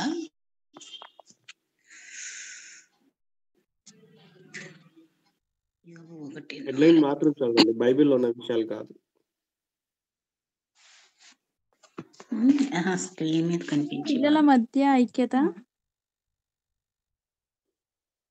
చదవండి అక్క. ఆధిపత్యం, పిల్లల గురించి నా బాధ్యత, వారి పవిత్రత కొరకు మొరపెట్టడం. దేవునికి స్తోత్రం. థర్డ్ పాయింట్ మనం చూస్తే ఇక్కడ కూడా మీరు జ్ఞాపకం చేసుకోవాలి. ఒక తల్లిగా, ఒక తండ్రిగా దేవుని యొక్క సన్నిధిలో పిల్లలుగా ఉన్నటువంటి వారు, ఒకవేళ మీరు రక్షణ కలిగి ఉన్నట్లయితే, పిల్లలుగా ఉన్నవారైతే మీరు తల్లిదండ్రులకు రక్షణ ఉంటున్నదా? లేకుంటే తల్లిదండ్రులుగా ఉన్నటువంటి వారు మీ పిల్లల విషయంలో, దయచేసి మ్యూట్ చేయండి, పిల్లల విషయంలో ఎలా ఉంటున్నారు? ఇలా మీరు జ్ఞాపకం చేసుకుంటూ ఒక మంచి తల్లిగా మీరు నడుచుకుంటున్నారా? ఒక మంచి తండ్రిగా మీరు నడుచుకుంటున్నారా? మీ పిల్లల పట్ల ఒక బాధ్యత కలిగి మీరు నడుచుకుంటున్నారన్న విషయాన్ని జ్ఞాపకం ఉంచుకోవాలి. 1వ అధ్యాయం 4వ వచనంలో మనం గమనిస్తే, అతని కుమారులందరూ వంతుల చొప్పున అనుదినము ఒకరినొకరు తమ ఇండ్లలో విందు చేయనై కూడి ఉన్నప్పుడు అన్న విషయాన్ని మనం చూస్తాం. తమ ముగ్గురు అక్క చెల్లెలను తమతో కలిసి అన్నపానములు పుచ్చుకొనవలెనని వారిని పిలిపించుచూ వచ్చిరి. ఇక్కడ గమనిస్తే కుటుంబం అంతా కూడా కలిసి ఐక్యంగా ఉన్నట్లుగా మనం చూస్తా ఉంటున్నాం. ఐక్యత అనేటువంటిది మనం చూస్తా ఉంటున్నాం. ఈరోజు మనం గమనిస్తే కుటుంబాల్లో ఐక్యత లేదు, సంఘాల్లో ఐక్యత లేదు. జ్ఞాపకం చేసుకోవాలి. కుటుంబాల్లో ఐక్యత కనిపించట్లేదు, సంఘాల్లో ఐక్యత కనిపించట్లేదు. ఈ ఐక్యత రావాలంటే మనం జ్ఞాపకం చేసుకున్నట్లయితే యోబు గ్రంథంలోనే ఒక మాట రాయబడి ఉంటది. 21వ అధ్యాయం 22వ వచనం అనుకుంటాను. 22వ అధ్యాయం 21వ వచనంలో మనం గమనిస్తే, ఆయనతో సహవాసము చేసిన ఎడల నీకు సమాధానము కలుగును అనే విషయాన్ని మనం చూస్తాం. ఆయనతో సహవాసం చేసిన ఎడల మన జీవితాల్లో సమాధానం కలిగి ఉంటాం. ఈరోజు మనం అర్థం చేసుకోవాలి, ఎందుకు మన జీవితాల్లో సమాధానం ఉండట్లేదు, ఎందుకు కుటుంబాల్లో సమాధానం ఉండట్లేదు, ఎందుకు సంఘంలో సమాజంలో ఒక సమాధానకరమైనటువంటి స్థితి కనిపించట్లేదంటే, ఆ రోజు యేసుక్రీస్తు ప్రభువు వారు పుట్టినప్పుడు సర్వోన్నతమైన స్థలములలో దేవునికి మహిమ, ఆయనకి ఇష్టులైన ప్రజలకు భూమి మీద సమాధానం అన్నాడు. ఎవరికి ఆయనకి ఇష్టలు అంటే, ఎవరైతే ఆయనకి ఇష్టలుగా ఉంటారో వారికి ఈ భూమి మీద సమాధానం. ఈ భూమి మీద సమాధానం కావాలంటే దేవునికి ఇష్టలుగా ఉండాలి. దేవునికి ఇష్టలుగా ఉండాలంటే దేవునితో సహవాసం చేయాలి. ఈ యొక్క పాయింట్ మనం అర్థం చేసుకోవాలి. కాబట్టి ఇక్కడ లేఖన భాగాలు మనం అర్థం చేసుకున్నట్లయితే, యోబు ఒక మంచి తండ్రిగా ఉన్నాడు, అందుకే దేవుని చేత అంగీకరింపబడ్డాడు. ఎలా అంటే, పిల్లల విషయమై ఐక్యతను మనం చూస్తూ ఉంటున్నాం. పిల్లల మధ్య ఐక్యతను సమకూరుస్తున్నటువంటి తండ్రిగా ఉంటున్నాడు. కాబట్టి ఈ యొక్క మాటను జ్ఞాపకం చేసుకోవాలి. బి పాయింట్ లో మనం చూస్తే ఆతిథ్యాన్ని ఇస్తున్నట్లుగా మనం చూస్తూ ఉంటున్నాడు. వారిని పిలిపించాడు, వారికి ఆతిథ్యం ఇస్తా ఉంటున్నాడు, మంచి ఆహారం పెట్టగలుగుతా ఉంటున్నాడు. సి పాయింట్ లో మనం గమనిస్తే, సి పాయింట్ లో మనం అర్థం చేసుకుంటే, పిల్లలను కూర్చున్నటువంటి ఒక బాధ్యత కలిగి వారి పవిత్రత కొరకు ఏం చేస్తా ఉంటున్నాడంటే ప్రార్థన చేస్తా ఉంటున్నాడు. వారి పవిత్రత కొరకు ప్రార్థన చేస్తా ఉంటున్నాడు. ఎప్పుడెప్పుడు చేస్తా ఉన్నాడు ఈ మాటని మనం చూస్తే, అరుణోదయమనే లేచి అన్న విషయాన్ని మనం చూస్తాం. అరుణోదయమే లేచి అన్న, నేను రోజు కూడా అరుణోదయాన్నే నేను లేస్తానన్నా, ప్రభు సన్నిధిలో నేను ప్రభును స్తుతిస్తాను, ప్రార్థన చేసుకుంటాను, వాక్యం చదువుకుంటాను అన్నవారు ఎవరైనా ఉన్నట్లయితే ప్రభుకు స్తోత్రాలు చెల్లించండి. ప్రభు స్తోత్రం, ప్రభు స్తోత్రం. Okay, 3 members. What about remaining persons? Mute చేయండి అందరు కూడా. Remaining persons. Okay, good. కొంతమంది హ్యాండ్ రైజ్ చేస్తా ఉన్నారు. గుడ్, మంచిది. ఒక 5 or 6 మెంబర్స్ రెస్పాండ్ అయ్యారు. What about remaining persons? యేసుక్రీస్తు ప్రభుల వారు కూడా మనం గమనిస్తే, యేసుక్రీస్తు ప్రభుల వారు అతను మార్కు సువార్త అనుకుంటా, మార్కు సువార్త చూద్దాం ఒకసారి. ఈ మాట మీకు చూపిస్తాను. సందర్భం వచ్చింది కాబట్టి, ఎక్కువ మంది చేతులు ఎత్తలేదు కాబట్టి, అన్మ్యూట్ చేసి మాట్లాడలేదు కాబట్టి. 1వ అధ్యాయం 35వ వచనం.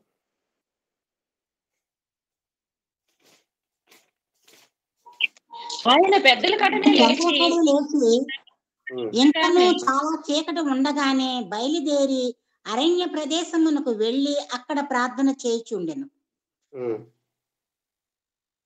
ఇక్కడ మనం గమనిస్తే ఈ లేఖనం భాగములు బట్టి మనం అర్థం చేసుకున్నప్పుడు, ఆయన ఎప్పుడు లేస్తా ఉన్నాడు? పెందల కడనే లేచి ఇంకను చాలా చీకటిగా ఉండగానే బయలుదేరి అరణ్యమునకు వెళ్ళి అక్కడ ప్రార్థన చేయుచుండెను. ఈరోజు ఉదయాన్నే లేచి ఎక్కడైతే పడక ఉంటదో అదే సాప మీదనో అదే బెడ్ మీదనే స్తోత్రం స్తోత్రం అంటారు, అలానే నిద్రపోతారు. అలా తయారైపోయారు విశ్వాసులు. ప్రభు సన్నిధిలో జ్ఞాపకం ఉంచుకోవాలి, యోబు ఏం చేస్తా ఉంటున్నాడు అసలు? ప్రతిరోజు అరుణోదయాన్ని లేచి, ఎంతమంది కుమారులు యోబుకు? 10 మంది. కుమారులు ఎంతమంది? పిల్లలందరూ అయితే 10 మంది. కుమారులు ఎంతమంది? వారానికి ఏడుగురు కుమారులు. గుడ్. 5వ వచనంలో మనం గమనిస్తే 5వ వచనంలో చివరి లైన్ లో ఒక మాట ఉంది. ఏంటంటే ఒక్కొక్కరి నిమిత్తం దహన బలిని అర్పించుచు యోబు నిత్యము అలాగూ చేయుచుండెను అన్న విషయాన్ని చూస్తా ఉంటున్నాం. నిత్యము కూడా అలాగూ చేస్తా ఉన్నారు. మ్యూట్ చేయాలి అందరూ కూడా. ప్రతిరోజు కూడా ప్రార్థన చేస్తా ఉంటున్నాడు తన పిల్లల నిమిత్తమై. వాళ్ళు తప్పిపోకుండా. పాపం చేశారని ప్రార్థన చేయలేదు సుమా. ఇక్కడ ఏమంటున్నాడంటే పాపం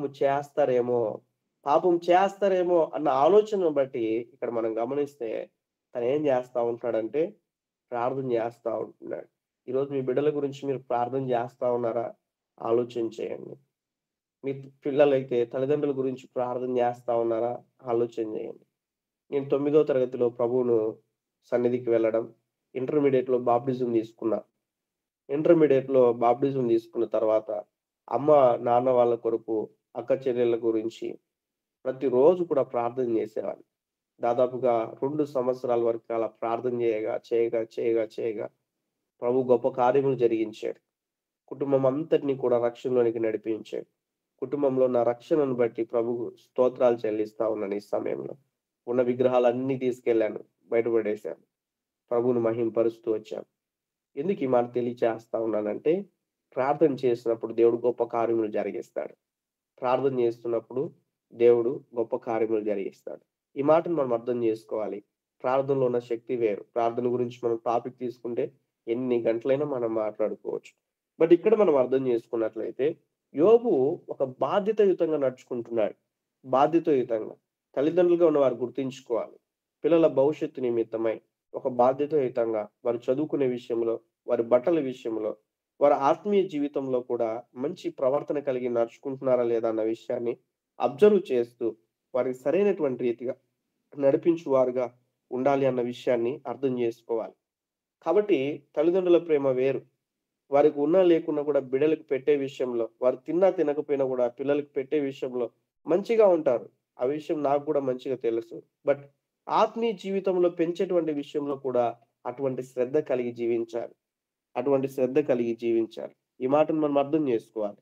కాబట్టి పిల్లలను కూర్చున్నటువంటి ఒక బాధ్యతను చూస్తూ వారి పవిత్రత జీవితాన్ని కొరకు ప్రార్థన చేస్తున్నట్లుగా మనం చూస్తా ఉంటున్నాం. పవిత్ర జీవితం గురించి ప్రార్థన చేస్తా ఉన్నారు. కాబట్టి ఎంతో మంది విశ్వాసులుగా ఉన్నటువంటి వారి పిల్లలు లోకంలో పడి తల్లిదండ్రులకు ఉన్నటువంటి సాక్ష్యాన్ని కూడా పోగొట్టేటువంటి సిచ్యువేషన్ లోకి వెళ్ళిపోయారు జనరేషన్. కాబట్టి బహు జాగ్రత్తగా పిల్లల్ని పెంచే విషయంలో ఆలోచన చేస్తూ ముందుకెళ్లాలన్న విషయాన్ని జ్ఞాపకం ఉంచుకోవాలి. నెక్స్ట్ పాయింట్ మనం చూస్తే 4th పాయింట్, అతను ఒక మంచి యజమానిగా ఉన్నాడు. ఎలా మంచి యజమానిగా ఉంటున్నాడు అన్న విషయాన్ని మనం చూస్తే, ఒక యజమానిగా నీ బాధ్యతలను స్వీకరించాలి. ఒక యజమానురాలుగా నీ బాధ్యతలు మీరు కుటుంబానిలో నెరవేర్చాలన్న విషయాన్ని జ్ఞాపకం ఉంచుకోవాలి. యజమాని ఆస్తి సంరక్షణలో ప్రాణాలు కోల్పోయిన పని వారిని బట్టి 3 సంగతులు ఈ యొక్క మాటలో రాయబడి ఉంటాయి. ఒకటి ఏంటంటే పని కల్పించడం అన్న విషయాన్ని మనం చూస్తా ఉంటున్నాం. యజమాని యొక్క ఆస్తి సంరక్షణలో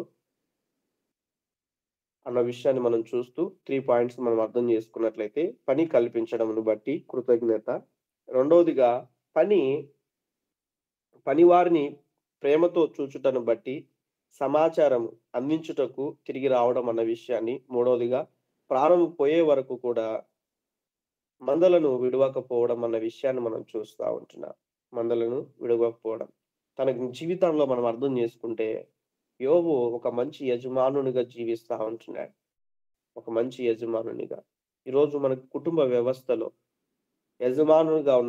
యజమానురాలుగా ఉన్నవారు కుటుంబాన్ని నడిపించుకునేటువంటి విషయంలో, ఒక బాధ్యతాయుతముగా, పని విషయంలో, కృతజ్ఞత విషయంలో, అదే రీతిగా ప్రేమతో మరి జీవించేటువంటి విధానంలో మందను విడిచిపెట్టుకోకుండా, కుటుంబాన్ని విడిచిపెట్టుకోకుండా, సంఘాన్ని విడిచిపెట్టుకోకుండా, సహవాసాన్ని విడిచిపెట్టుకోకుండా, మరణం సమీపించే వరకు కూడా ప్రభువుకు నమ్మకమైనటువంటి వారుగా జీవించడానికి ఒక మంచి యజమానునిగా, ఒక మంచి యజమానురాలుగా ప్రభు కొరకు జీవించినట్లయితే దేవుడు అందును బట్టి సంతోషిస్తాడన్న విషయాన్ని అర్థం చేసుకోవాలి.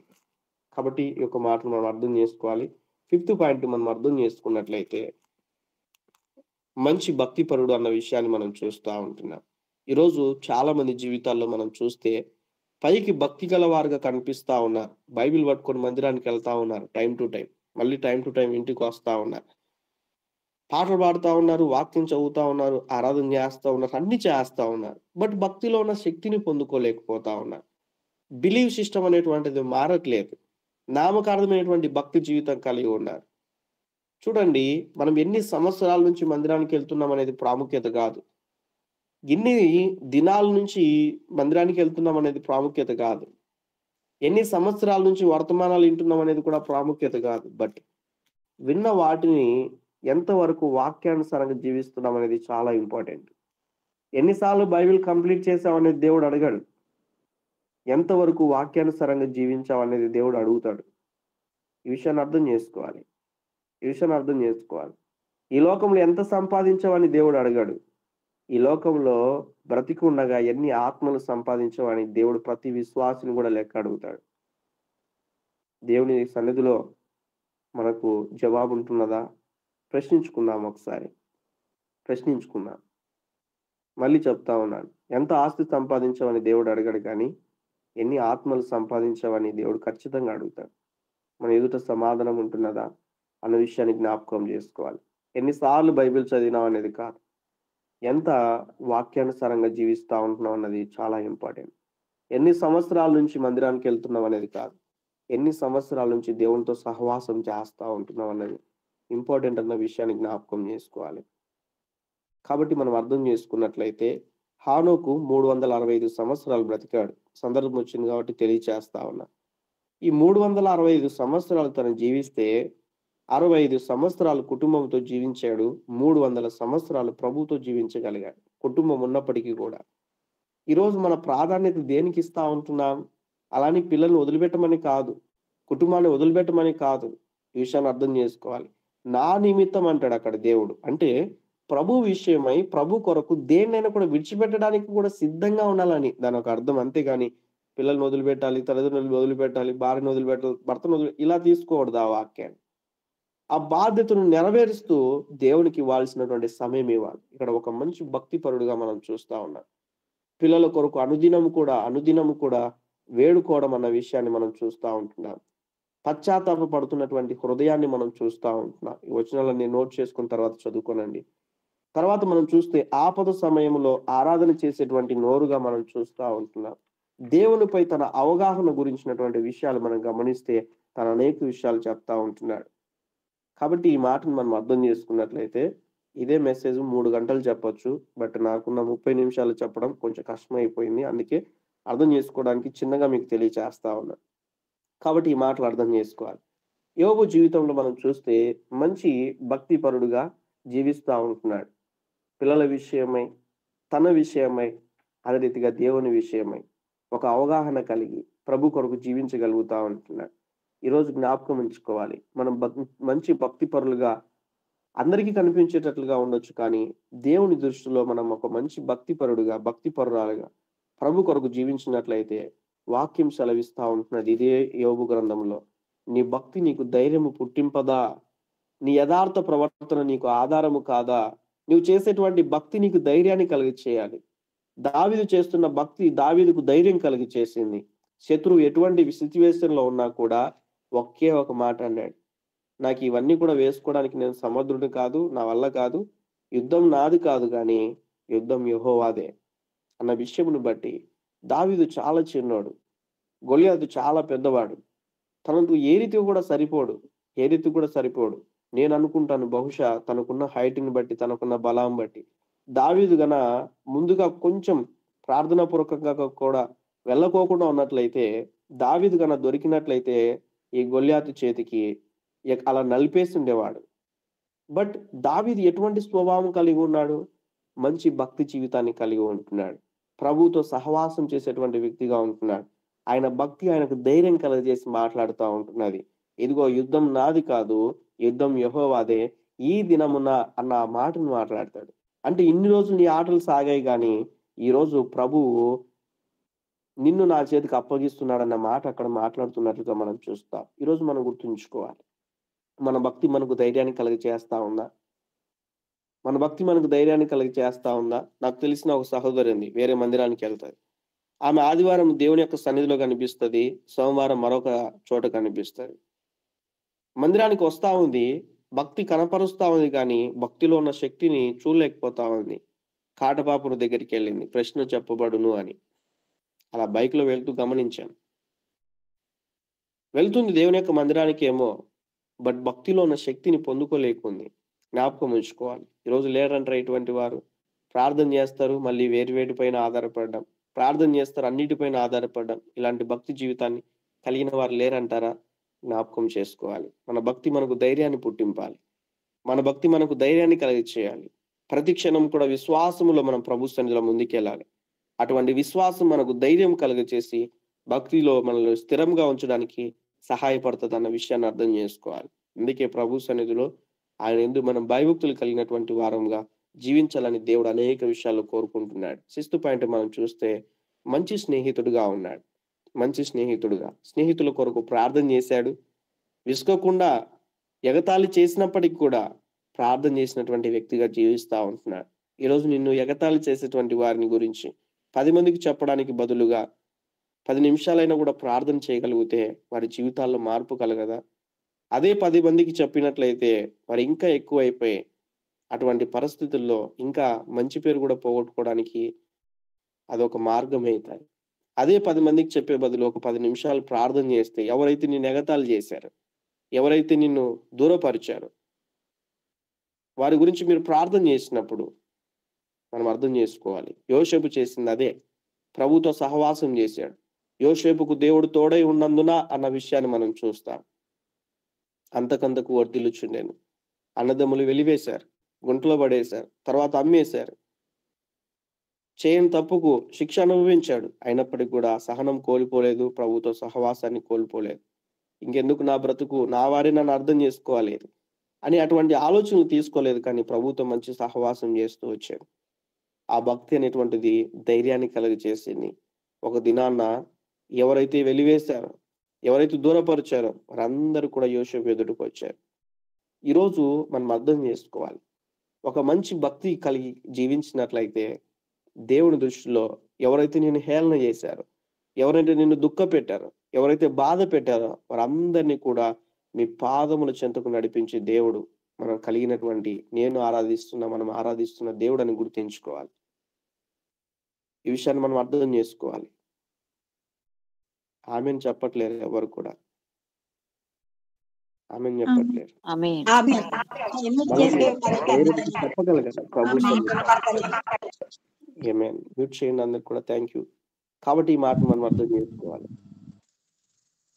కాబట్టి దేవుడు నీకు అది ఇస్తాడు, దేవుడు ఇది చేస్తాడు అని ఇలాంటి మెసేజ్లు ఇష్టపడుతున్నారు, కానీ హృదయంలో మార్పు కలిగి చేసుకున్నప్పుడు దేవుడు అన్ని ఇస్తాడన్న విషయాన్ని మర్చిపోతా ఉన్నారు. జ్ఞాపకం ఉంచుకోవాలి. యోసేపుకు దేవుడు తోడై ఉన్నాడు, దావీదుకు దేవుడు తోడై ఉన్నాడు. ఈరోజు నేను అడుగుతున్నాను, మీకు తోడై ఉన్నాడా? మీరు కలిగి ఉన్న భక్తిని బట్టి దేవుడు మీకు తోడై ఉన్నాడా? ఒకవేళ మీకు తోడై ఉన్నట్లయితే, ఏ రీతిగా అయితే వారి జీవితాల్లో దేవుడు అద్భుతాలు చేశాడు, మీ జీవితాల్లో కూడా ఆయన అద్భుతాలు చేయడానికి సమర్థుడు. నేను సర్వ శరీరులకు దేవుడనే అంటున్నాను, నాకు అసాధ్యమైనది ఏదైనా ఉండునా? There is a question mark. దేవుడు మనకు కలిగి చేశాడు. దేవునికి అసాధ్యమైనది ఏది కూడా లేదు. సృష్టిని ముందు కలిగి చేసుకున్నాడు మనకు అన్ని కూడా ఇవ్వడానికి. అటువంటి మంచి దేవుడు మనం ఆరాధిస్తున్న దేవుడు. కాబట్టి మనం అర్థం చేసుకోవాలి, మంచి భక్తి జీవితాన్ని కొనసాగిస్తున్న మనం జీవించేటువంటి విధానంలో మన స్నేహితులు దూషించినప్పటికీ కూడా వారి గురించి ప్రార్థన చేసేటువంటి వారంగా మనం ఉండాలి. చేదతీర్చినటువంటి వ్యక్తిగా ఉన్నాడు, ఆతిథ్యం ఇచ్చాడు. శత్రువులకు కూడా ఆతిథ్యం ఇవ్వగలుగుతున్నామా? మనం జ్ఞాపకం ఉంచుకోవాలి. మనం చూపించేటువంటి ప్రేమ, మనం కనపరిచేటువంటి క్రీస్తు ప్రేమను బట్టి శత్రువులు సహితం మిత్రులుగా మార్చబడడానికి అవకాశం ఉంటుందన్న విషయాన్ని జ్ఞాపకం ఉంచుకోవాలి. 7th పాయింట్ మనం గమనిస్తే, మంచి మాదిరి కలిగి ఉంటున్నాడు. సహనముకు సాక్ష్యముకు సత్య విషయంలో అన్న విషయాన్ని మనం చూస్తూ ఉంటున్నాం. సహనమునకు మంచి మాదిరి, సాక్ష్యానికి మంచి మాదిరి, సత్య విషయంలో నోటి మాటతో కూడా ప్రభువును దూషించలేదంట. అటువంటి మంచి ప్రవర్తన కలిగి ఉన్నాడు యోబు. కాబట్టి జ్ఞాపకం ఉంచుకోవాలి. దేవుడు చెప్పాడు అతడు యథార్థవంతుడు. దేవుడు చెప్పాడు అతడు యథార్థవంతుడని. అదే రీతిగా అతడు న్యాయవంతుడని దేవుడు తెలియచేశాడు. దేవుని యందు భయభక్తులు కలిగి చెడుతనం విసర్జించిన వాడు అతని వంటి వాడు భూమి మీద అతని వంటి వాడు ఎవడునూ లేడన్న విషయాన్ని దేవుడు సర్టిఫికెట్ ఇచ్చాడు. ఈరోజు మీరు కలిగి ఉన్న భక్తి మేబీ ఎటువంటి పరిస్థితుల్లో మీరు వెళ్తున్నారో నాకు తెలియకపోవచ్చు, మీ సేవకునికి తెలియకపోవచ్చు, మీ కుటుంబస్తులు నేను గుర్తించకపోవచ్చు. బట్ మీరు కలిగి ఉన్న భక్తి ఉంది కదా, ఆ భక్తిని దేవుడు చూస్తూ ఉంటున్నాడు. మనుషుల కొరకు భక్తి చేయాల్సిన అవసరం లేదు, సేవకుల కొరకు భక్తి చేయాల్సిన అవసరం లేదు, ఇంట్లో వాళ్ళు మెచ్చుకోవడానికి భక్తి చేయాల్సిన అవసరం లేదు. నీ భక్తి నీకు ధైర్యాన్ని కలిగించేదిగా ఉండాలంటే ప్రభు చూస్తా ఉన్నాడు, నా భక్తిని ప్రభు చూస్తా ఉన్నాడని జీవించగలిగినట్లయితే దేవుడు అట్టి విషయాలను బట్టి దేవుడు గొప్ప కార్యములు చేస్తాడు. కాబట్టి ప్రియమైన దేవుని బిడ్డలారా, దేవుడు మాట్లాడిన యొక్క 7 విషయాలు మనం అర్థం చేసుకున్నాం. ఏ విషయాలైనా కూడా దేవుడు సన్నిధిలో లోపాలు ఉన్నట్లయితే మన జీవితాలను మనం అర్థం చేసుకుంటూ, అయ్యా ఇదిగో నేను మార్పు చెందడానికి నాకు సహాయం దయచేయండి, మార్పు చెందడానికి సహాయం దయచేయండి. ప్రార్థన చేసుకుందాం. మీరు ఏ పరిస్థితుల్లో ఉన్నా ఒక 2 నిమిషాలు కళ్ళు మూసుకొని ప్రార్థనలో ఏకీవించండి. అయ్యా నా జీవితంలో నేను కూడా మీ దృష్టికి అంగీకరింపబడాలంటే ఈ 7 క్వాలిటీస్ నాకు దయచేయండి ప్రభా.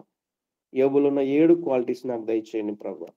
మంచి సాక్ష్యం కలిగినటువంటి జీవితం, మంచి పేరు, నోటి నుంచి మంచి మాటలు మాట్లాడడానికి సహాయం దయచేయండి, మంచి పనులు చేయడానికి సహాయం దయచేయండి, బంధువులను చేరదీర్చడానికి సహాయం దయచేయండి, దూషించే మనసును నా నుంచి తొలగింపు ప్రభువా అని ప్రార్థన చేసుకున్నా. మీ మట్టుకు మీరు ప్రార్థన చేసుకునండి. రెండోదిగా మనం నేర్చుకుంటూ వచ్చాం, మంచి భర్తగా ఉన్నట్లుగా మనం చూస్తాం.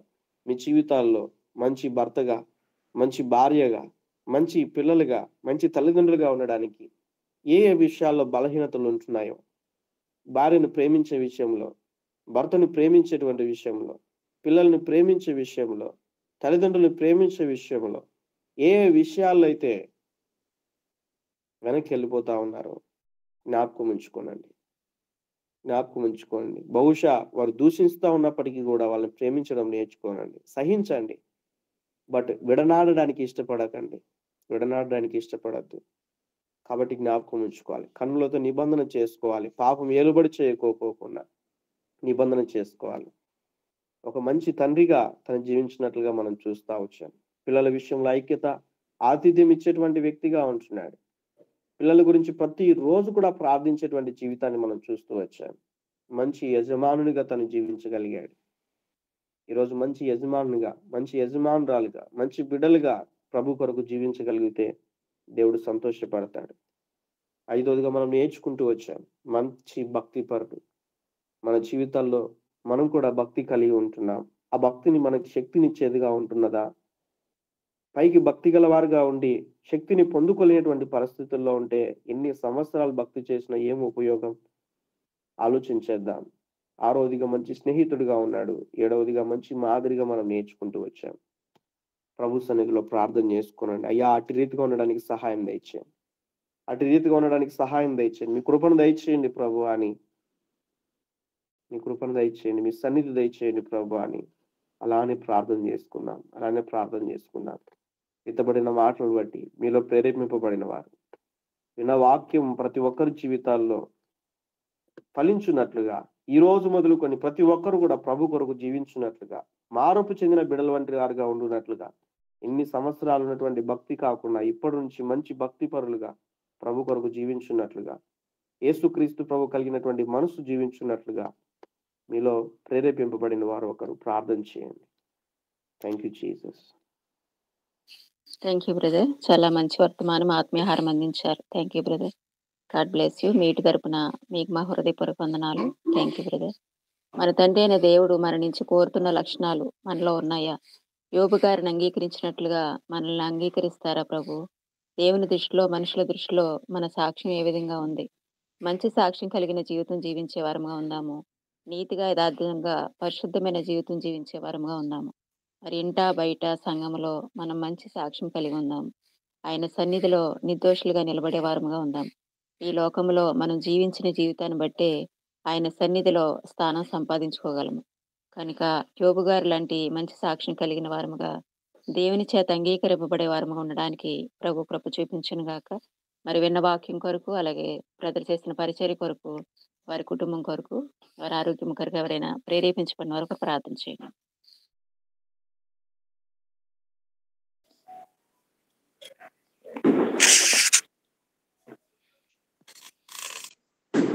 సిస్టర్ ప్రయత్నం చేయండి. మా పరిశుద్ధం ఏంటంటే ఈ సమయంలో రేపు ఆ సన్నిధికి వస్తున్నాం ప్రభు. ఇది తండ్రి మరి యోగుని గురించి ప్రభు తన జీవిత సాక్ష్యం గురించి ఏడంతలుగా ఏ రీతిగా నీకు ఇష్టడుగా జీవిస్తూ వచ్చినారో మాకు తెలియజేసినారు ప్రభు. అన్ని విషయాల్లో కొరత కలిగి ఉన్నాను నన్ను మమ్మల్ని మీరే తండ్రి మరి ఆత్మీయంగా అన్ని విషయాల్లో మీరే నీ కొరకు సాక్షులుగా జీవించినట్లుగా, అంతవరకు నమ్మకంగా జీవించినట్లుగా మీరే నీ వాక్యాన్ని వెల్లడి చేశారు. ఆ రీతిగా జీవించినట్లు ప్రతిష్ఠించమని పాసనలో బ్రతిమలాడుకుంటున్నాం. నీ పరిశుద్ధ ఆత్మశక్తి చేత మమ్మల్ని నింపండి. బోధిగంతముల వరకు తండ్రి స్వజన్ లేదుట నిజం లేదుట దేవుని ఇంటిలో మంచి సాక్ష్యం కలిగిండి ప్రభు. అన్ని విషయాల్లో కూడా మా ప్రభువుని సంతోషపెట్టే రీతిలోనే జీవించినట్లుగా సహాయం చేయమని పాసనలో ప్రార్థిస్తున్నాం. పైకి భక్తి కలిగి ప్రభా మరి నీ సన్నిధికి వెళ్తున్నామనే తృప్తితో జీవించకుండా తండ్రి దాని శక్తిని పొందుకునే వారంగా ఉండడానికి సహాయం చేయమని పాసనలో బ్రతిమలాడుకుంటున్నాం ప్రభా. తండ్రి మరి దేవుని దృష్టిలో ప్రభా కుటుంబంలో కూడా పిల్లల్ని పెంచే విషయంలో కూడా వ్యక్తిగతంగా కుటుంబంగా సంఘంలో ప్రభా మరి సాక్ష్యాన్ని కాపాడుకోవడానికి సహాయం చేయండి. ఫ్యామిలీ ప్రేయర్ చేసుకునే విషయంలో, వ్యక్తిగత ప్రార్థన విషయంలో తండ్రి మరి వాక్యం చదువుకుని వాక్యానుసారంగా జీవించే విషయంలో అన్ని విషయాల్లో కూడా ఉంటున్న లోపాలన్నిటినీ సరిచేసి నీ సన్నిధిలో ప్రభా ఎడతగిన సహవాసం మీతో కలిగి ఉండడానికి ప్రభా మీతో అన్యోన్య సహవాసం కలిగి ఉండడానికి మీరే మాకు సహాయం చేయమని పాసనలో బ్రతిమలాడుకుంటున్నాం ప్రభా. తండ్రి మరి ప్రభా మరి మీరు నికృష్టులుగా ఉన్న వారికి భూమి మీద సమాధానం కలుగు చేస్తామని మీరు సెలవిచ్చినారు తండ్రి. కనుక ఆ రీతిగా అరుణోదయాన్ని లేచి మీరే రీతిగా ప్రభా మరి పెందలకాడ లేచి కొండ ఎక్కి అరణ్య ప్రదేశానికి వెళ్ళి ప్రార్థన చేస్తూ వచ్చినారు.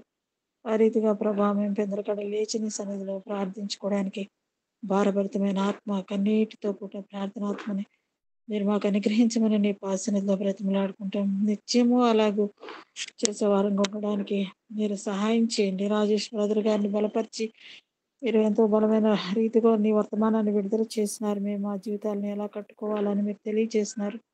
చిన్న వయసులోనే వారిని కూడా ఇంటర్మీడియట్లోనే వారి కుటుంబం కొరకు 2 years ప్రార్థన చేస్తూ వచ్చినప్పుడు తండ్రి వారి కుటుంబం అంతా రక్షింపబడడానికి, విగ్రహాలన్నీ పడవేయడానికి, ఆ రీతిగా కుటుంబం అంతా నిన్ను సేవించడానికి మీరు గొప్ప సహాయం చేసినారు. ఆ రీతిగా మా జీవితాల ద్వారా బంధువుల మధ్య ఇరుగు పొరుగు వారికి అనేకులు రక్షణ వెలుగులోనికి రావడానికి మేము ఆత్మీయంగా స్థిరులుగా కదలిన వారంగా తండ్రి చిత్తాన్ని నెరవేర్చే వారంగా యజమానుడు వాడుకోవడానికి అర్హమైన పాత్రలుగా ఉండడానికి మీరే మాకు సహాయం చేయమని పాసనలో ప్రార్థిస్తున్నాం. కుటుంబంలో కూడా తండ్రి మరి ప్రభా మరి మాకు ఇచ్చిన బాధ్యతలను సక్రమంగా నెరవేర్చే వారంగా ప్రాణం పోయే వరకు నమ్మకంగా ఉండాలని మీరు సెలవిచ్చినారు. కృతజ్ఞత కలిగే ప్రేమతో అన్ని విషయాల్లో ప్రభా మరి ఆ రీతిగా మిమ్మల్ని సంతోషపెట్టే రీతిలోనే మా జీవితాలు ఉండనట్లుగా మీరే ప్రతిష్ఠించండి. మేమైతే అన్ని విషయాల్లో బలహీనమే తండ్రి ఒప్పుకుంటున్నాం. యథార్థంగా నీ సన్నిధిలో మమ్మల్ని బలపరచువాని అంది మేము మా ప్రభా తండ్రి మరి మంచి చేయగలము నాయన.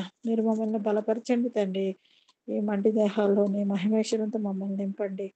అవయవాలన్నీ నీతి సాధకములుగా చేయమని పాసనలో బ్రతిమలాడుకుంటున్నాం ప్రభా.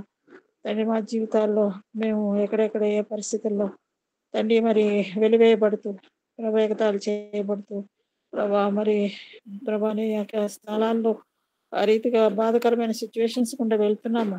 అవన్నీ కూడా మీరు మాకు తోడుగా ఉండి సర్వశక్తి కలిగిన దేవుడును నాకు అసాధ్యమైంది ఏదైనా కలదా అని శత్రువుల మీద విజయం ఇస్తానని కూడా మీరు మాట్లాడినారు.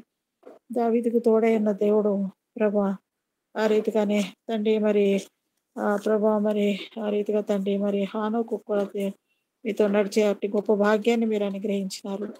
అటు రీతిగా మా జీవితాల్లో కూడా శత్రువుల మీద విజయం పొందే వారంగా మా భక్తి మాకు ధైర్యం పుట్టించేదిగా, శక్తినిచ్చేదిగా ఉండనట్లు అటు భక్తి జీవితాన్ని కాపాడుకోవడానికి సహాయం చేయమని నీ పాసనలో ప్రార్థిస్తున్నాం ప్రభా. మా నోటి మాటలు కూడా తండ్రి మరి మేము అన్యాయాన్ని సహిస్తూ ప్రభా దూషించే వారంగా, దూషణ మాటలు పలికే వారంగా ఉండకూడదని కూడా మీరు తెలియజేసినారు. శత్రువులు కూడా మిత్రులుగా మార్చే దేవుడు మా ప్రభు, నీ గుణగణాలు మాలో ఆరోపించండి ప్రభా. అతని వంటి వాడు ఎవరు లేడు భూమి మీద, యథార్థవంతుడు ప్రభా తండ్రి, మరి నమ్మకమైన వాడు ప్రభా, మిక్కిలి సాత్వికుడు తండ్రి, మరి అన్ని విషయాల్లో కూడా నమ్మకంగా ఉన్నాడు. యోబుని గురించి మీరు సాక్ష్యం ఇచ్చినారు.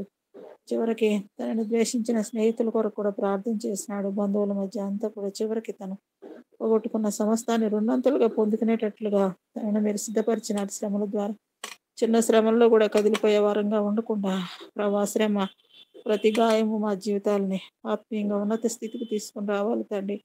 ఆత్మీయంగా ఎక్కలేనంత ఎత్తైన పర్వత శిఖరాల అనుభవంలోనికి రావాలి. ప్రతి గాయము పరిశుద్ధత పెంచేదిగా ఉండాలి. ఏ రీతిగా ఈ నూతన సంవత్సరంలో విడుదల చేసిన వాక్యం ప్రకారం మా జీవితాలను కట్టి ఆత్మీయంగా మమ్మల్ని ఐశ్వర్యవంతులుగా చేయమని, ఏదైనా వర్తమానం మా అందరి జీవితాల్లో ఫలింపులోకి తీసుకుని రమ్మని, ఫలభరితమైన జీవితం దయచేసి పైన వాటి మీదే మా శ్రద్ధ, మా యొక్క గురి గమనం ఉండడానికి సహాయం చేయమని, నీ కృపను దయని కోరుకుంటూ ప్రార్థనలు ఆలకించి ప్రతిఫలం దయచేయమని యేసు ప్రభు